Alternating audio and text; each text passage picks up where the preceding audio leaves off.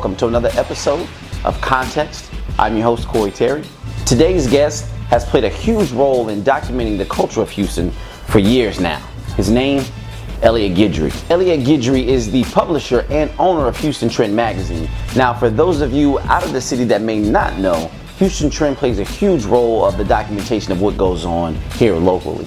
Houston Trend has shed a light on some of the veteran and younger musicians, along with the fashion, the actual true lifestyle of Houston, along with politicians and more. Now we get into that, so I want you to sit back, relax, as we bring you some context. Yo, I'm on the PCH, smoking THC. People see that what it is that you're doing and they want to be involved. They want to offer what it is that they do best to help you, because at the end of the day, it's going to help them. It's going to bring them to another level. If you compare and contrast to the impact that you can bring as an online to an online/print publication, how would you compare those two? You know, it's so easy to access the internet, which is the direction everybody wants to go. If I can't get to it on my phone, if I can't get to it on my computer, you know, what's the point? If I got to go out and get it?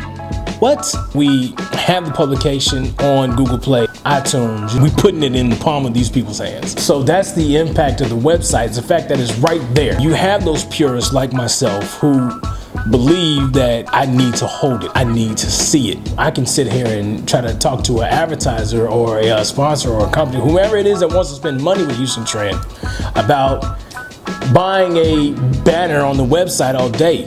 But the fact that the name of the company is Houston Trend Magazine. Let me see the magazine. You're tuned in to Khntxt TV with Corey Terry. Stay tuned because it's going down. How would you explain Houston Trend's lane?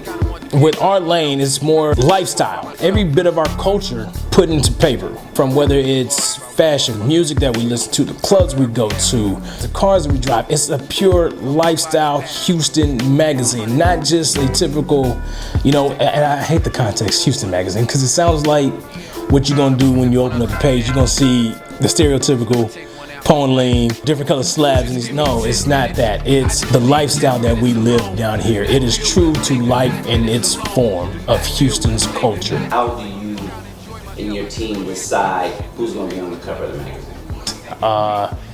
It's really who has it.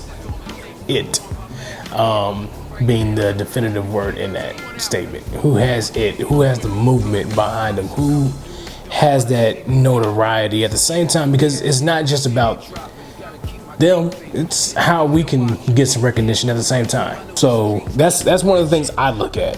Who has the movement? Who has the notable notoriety?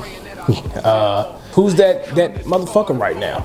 When this is all said and done, how do you want people to view Houston Trend magazine as a publication? As it was that catalyst for people to go to be able to get what it is that they were doing and their talent out. You know, if you're being talked about in Houston Trend, you're doing something. And that was the premise of me starting it. At the time, nobody was doing it. There was no avenues. You had one avenue, and that was the radio station that was monopolizing and monetizing anything that came through Houston. 14B, now it's back to this pussy dude threatening to hurt me. I ain't know all of this came with reppin' Jersey, but